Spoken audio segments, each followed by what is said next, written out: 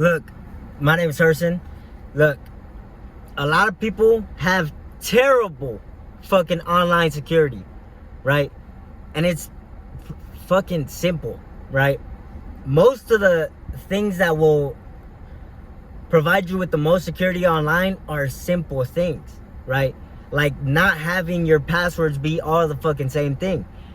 Fucking not using real security answers to security questions. Like, what's your mother's maiden name? Not using that will provide a lot of fucking security for your online fucking accounts.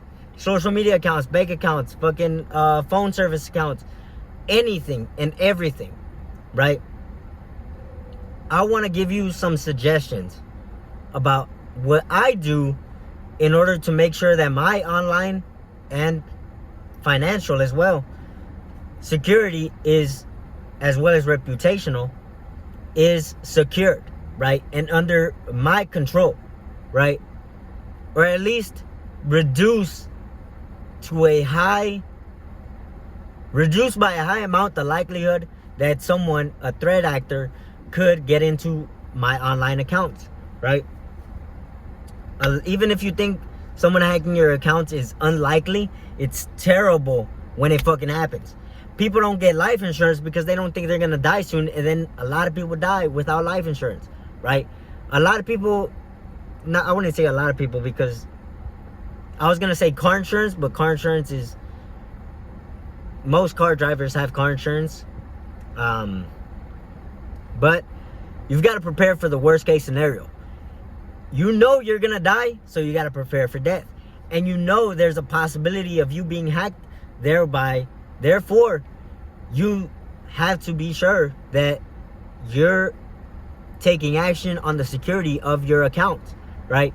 I don't want someone hacking into my bank accounts, someone hacking into my social media accounts, someone taking over my phone number, taking over my SIM, and me not being able to use my phone, right? Therefore, you've got to make sure that you take action on securing your accounts, because you never know when someone's gonna hack you. Now, here's the 2 points I want to make.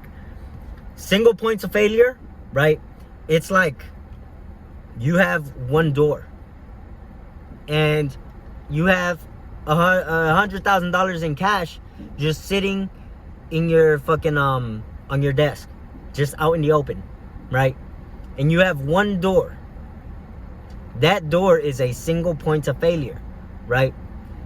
That's why a lot of people get safes to put cash in, right?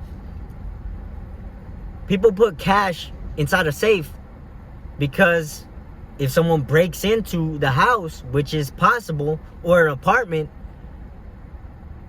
that money is more secure than if it wasn't in the safe. Now, you're not gonna have a 100% security rate, right? Or a 100% chance of hackers failing or burglars failing, right? But you can definitely improve your chances of these threat actors having an impact on you, right? And the other point is aliasing, right? An analogy to aliasing is, rather than you sending and receiving mail directly to another person, to and from another person, you use a courier service, right? You give your mail to the courier, they hand it over to the receiver, and then the receiver now becomes a sender. They're sending you mail now. They give it to the courier, and then the courier gives it to you. That's one analogy to aliasing, right? I do that with my phone numbers, with my emails, with my payment cards, right? My debit card.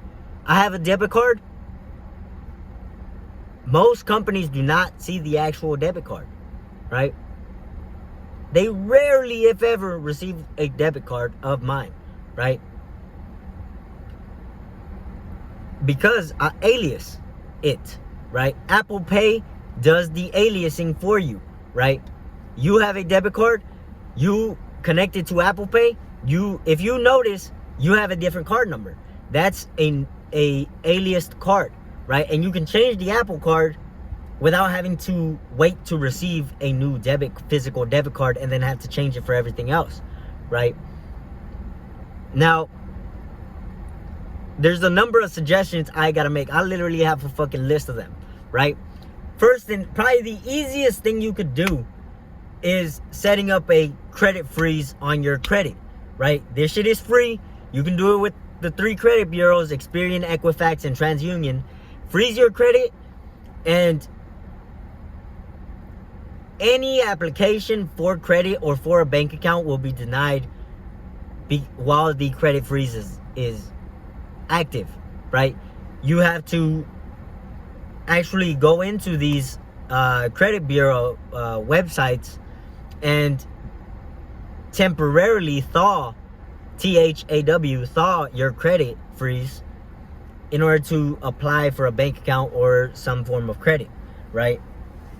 That way, if someone else gets your fucking information and they try to use that information, they can't, right? That's fucking an extra barrier to being able to steal your identity, right? Now, people can steal your identity even if you have a credit freeze, but it adds a layer of security to people being able to use your credit unauthorized, right? Someone applies for a loan unauthorized using your information, they're gonna get blocked because there's another layer of security that protects you from an unauthorized individual using your credit, right? That's one thing. Credit freeze, quick, easy.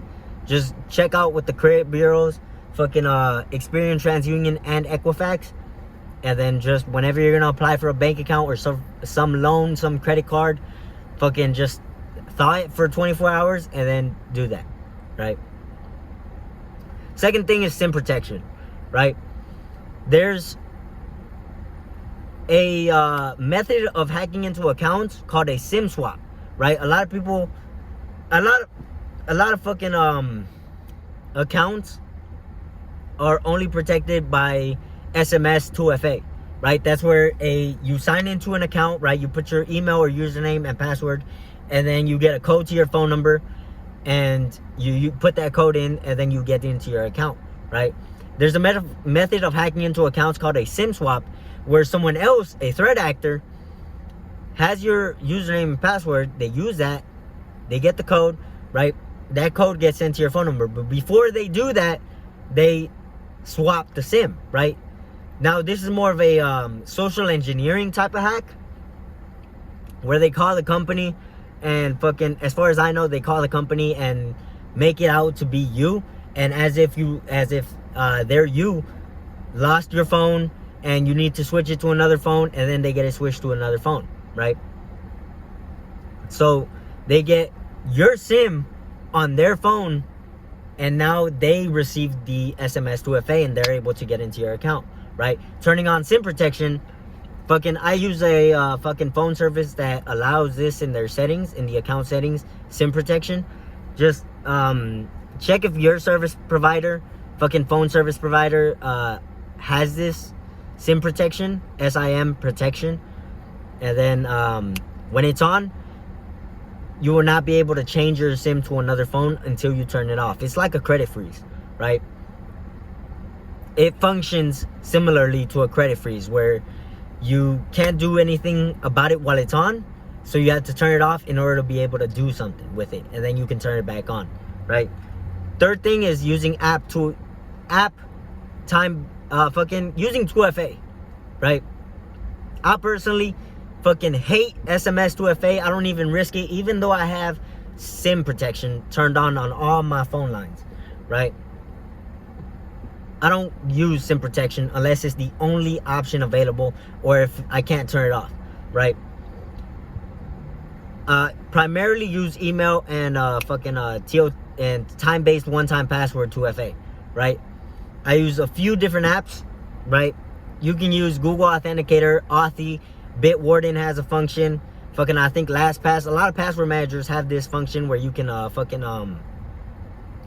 put two time-based one-time passwords as 2FA.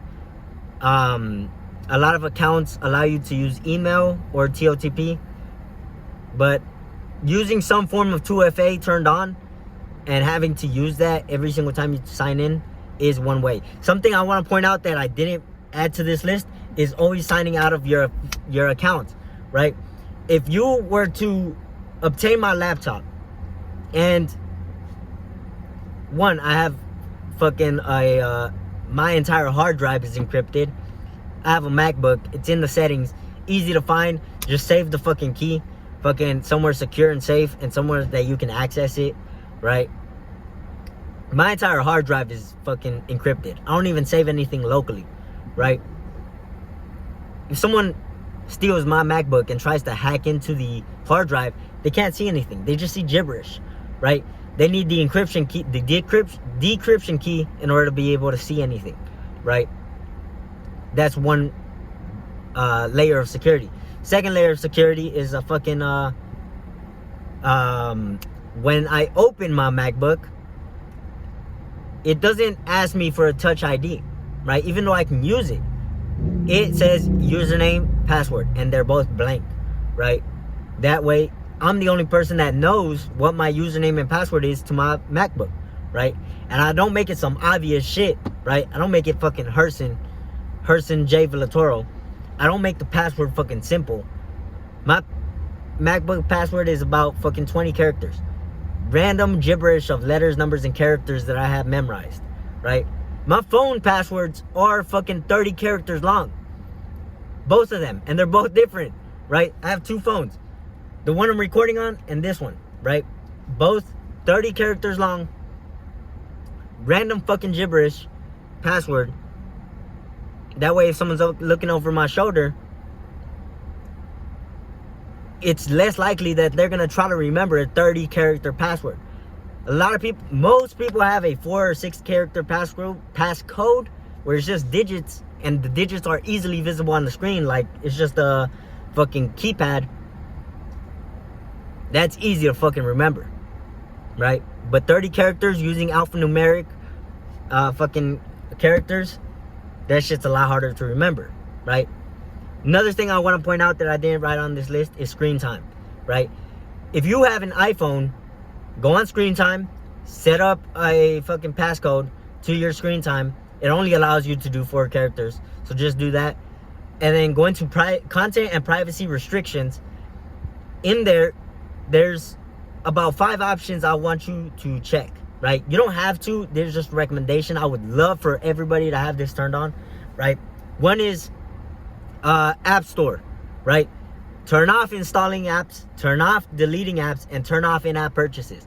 That way, if someone's in your phone, they can't install some app that you don't fucking know about that has malware, or fucking some key locker. I don't know if that fucking works on touchscreens, but it reduces the likelihood that someone installs a malicious app onto your phone, right?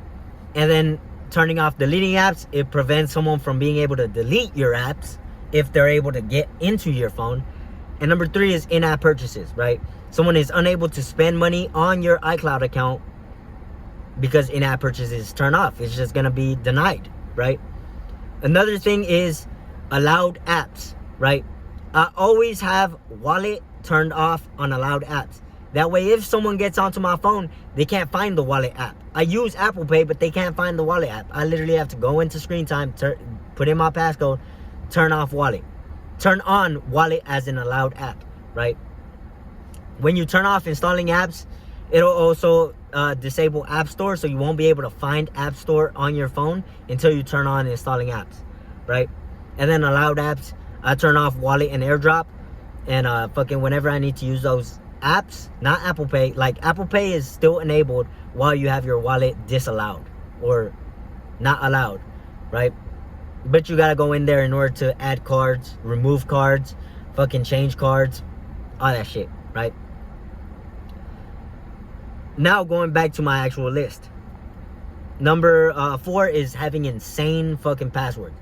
I always try to make my passwords 128 characters long, because that's how long my password manager fucking lets me generate randomly generated passwords, right? And I make them all different. I don't have to remember any of them. I don't have to use the same one on any of them. They're insanely fucking long and complicated, right? Makes it less likely for someone to brute force your account, right? Because 128 characters, that's gonna take a long fucking time for today's computers to be able to brute force, right? It's possible that it'll brute force in one fucking attempt, on the first attempt, but it's extremely unlikely, right?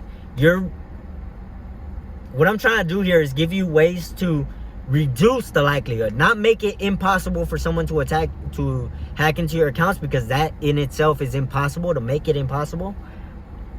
The thing is reducing the likelihood, right? And reducing the impact. I'll get into reducing the impact in a little bit when it comes to aliasing, but reducing the likelihood of a hacker, of a threat actor getting into your accounts for malicious purposes, right? Insane password. Next one, number 5, is randomly generated usernames, right? I used to have the same username on fucking everything, V2 Herson, and then I decided to change all of that, except for my social media. My social media is still Herson J Villatoro or some variety of that, because that's meant to be public, right? But other things like fucking my fucking one example is my bank accounts. I use randomly generated usernames, right? Because in the past, someone could just see my Instagram username and use that same username on my bank account, on my bank, and get in. As long as they had the password, they could get into my account, right? Now it's just random. So randomly generated usernames. Next one is false security question answers, right? You see a lot of times where I'm sure all of you recognize the question, what is your mother's maiden last name, right?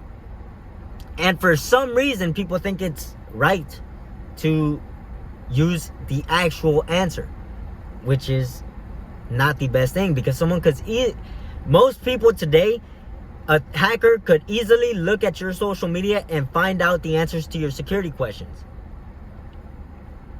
They could ask people around you.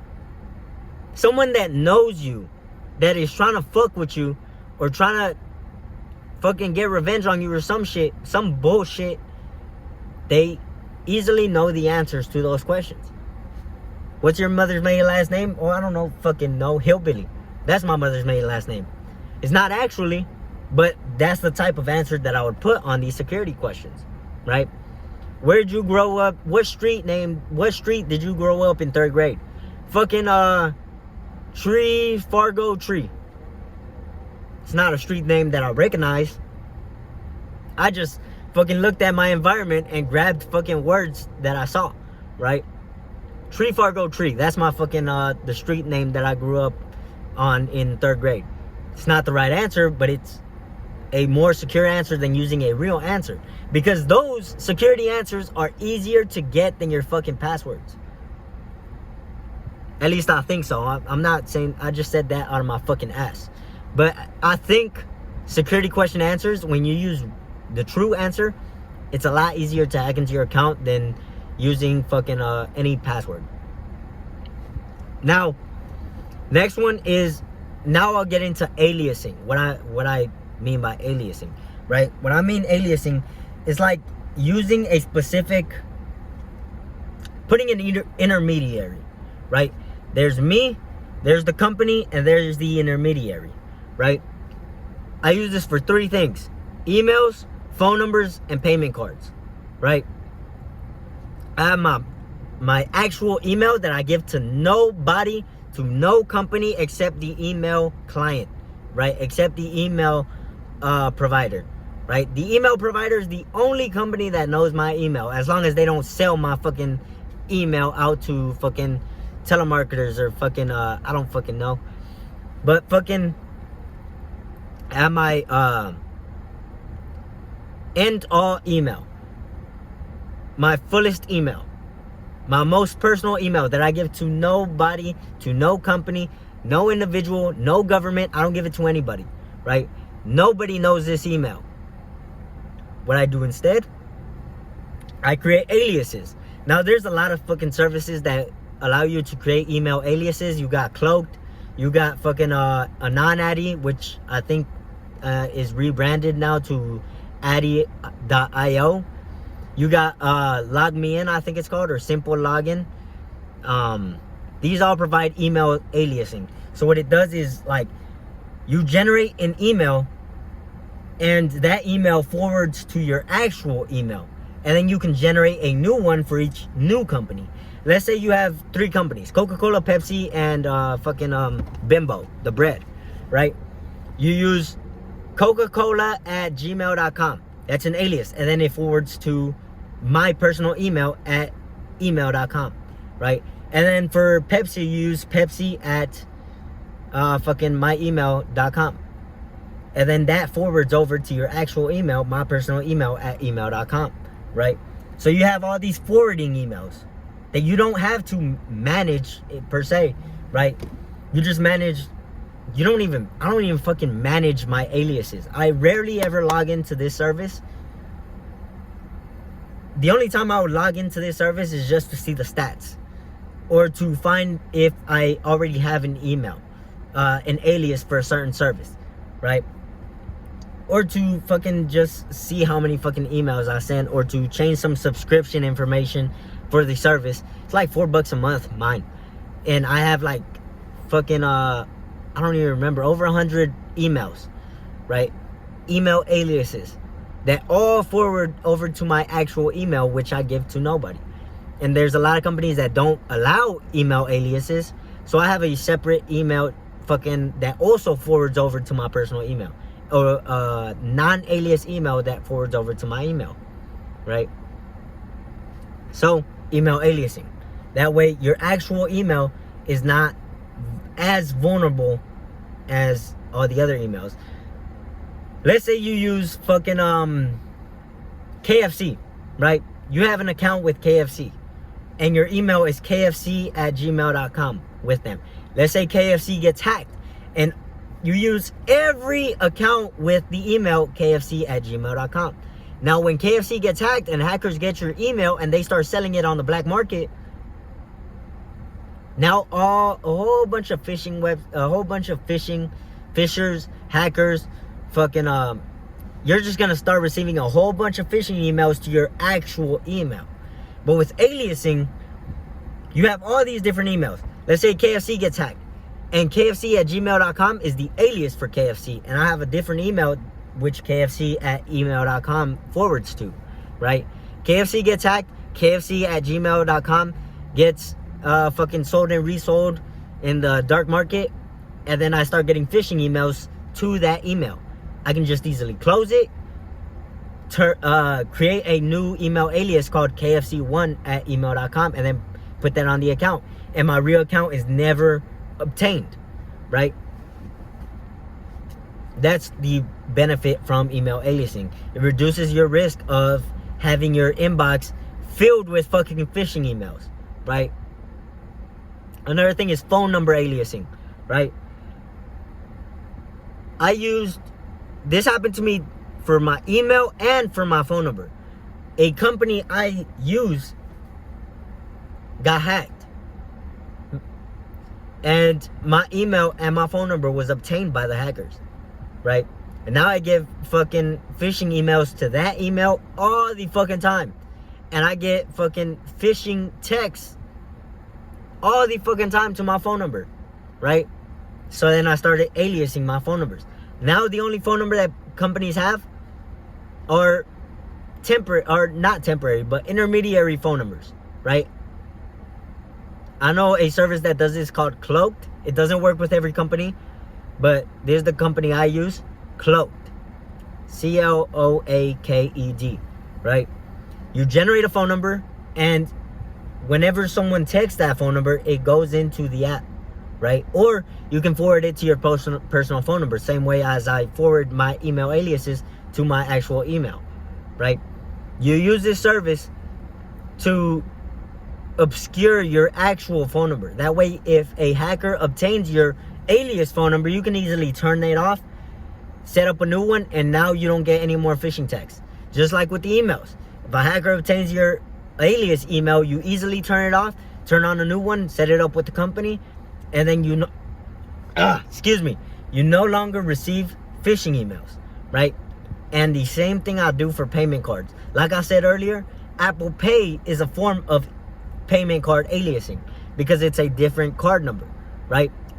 a hacker that obtains your Apple Pay card number doesn't obtain your real debit card number or credit card number, right? They obtain what I call an alias. What is generally called an alias in fucking cybersecurity, personal security, digital security spaces, right?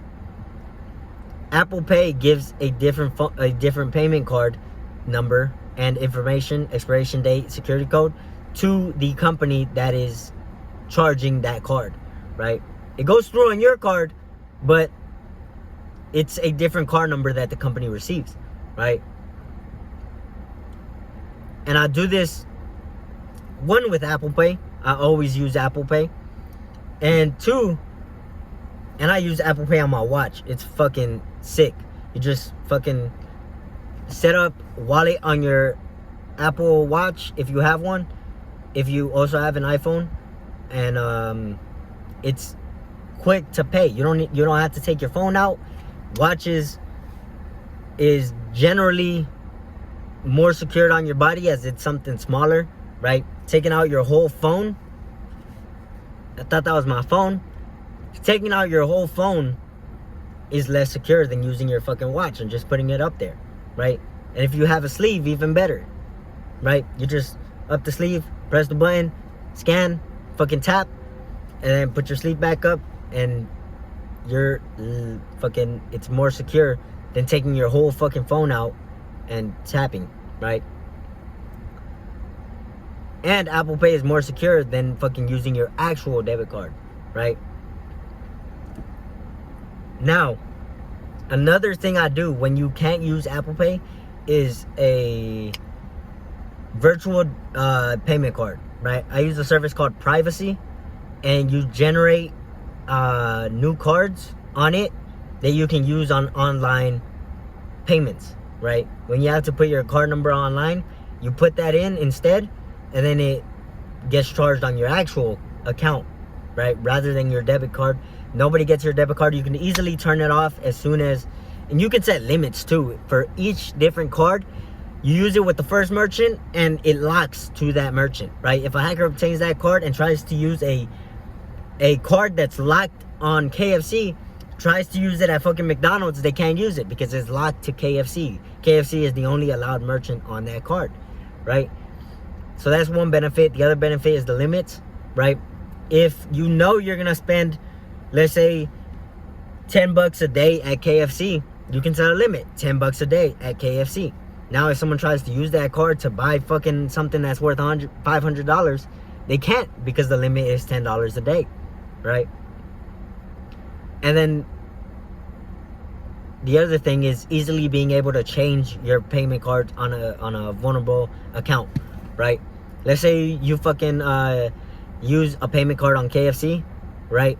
On your online account on KFC, and then KFC gets hacked. The hackers obtain your card information, and when you have to change it, you don't have to change your card on every single account you have because it's only one card that you only use at one place, right? Rather than your actual card that you likely use on all your accounts, rather than having to change all your accounts, you only have to change one, right? That's what makes email aliasing, phone number aliasing, and fucking payment card aliasing overpowered, right? This was a fucking I thought this was gonna be a small list, a quick video. Turns out it was 30 minutes long to explain all this stuff, and I didn't even go in that much detail, right? I gave examples. I fucking let you know what these things are, and I hope you apply them. And I don't fucking know everything. It's not like as soon as you start doing this, as soon as you set all this up, you're fucking secure. No, I'm still fucking learning how to fucking secure my Wi-Fi, secure my fucking computers.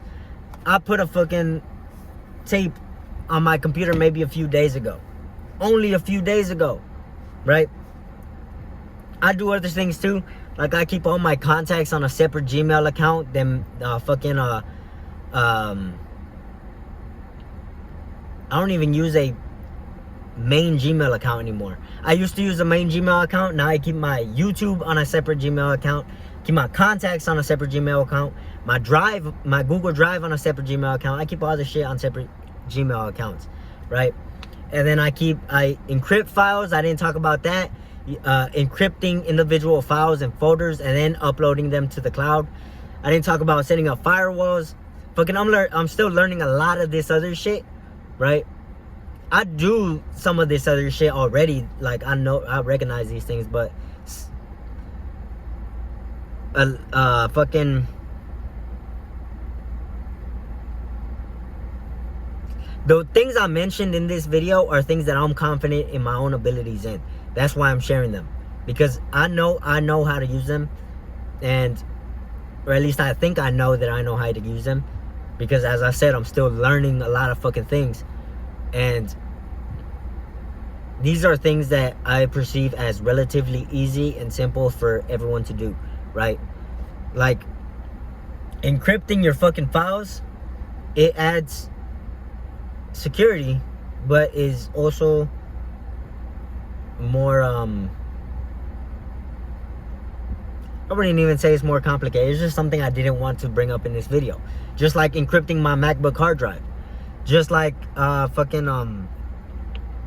exactly everything I do on screen time, right? I turn off account changes, that way nobody can change my iCloud account.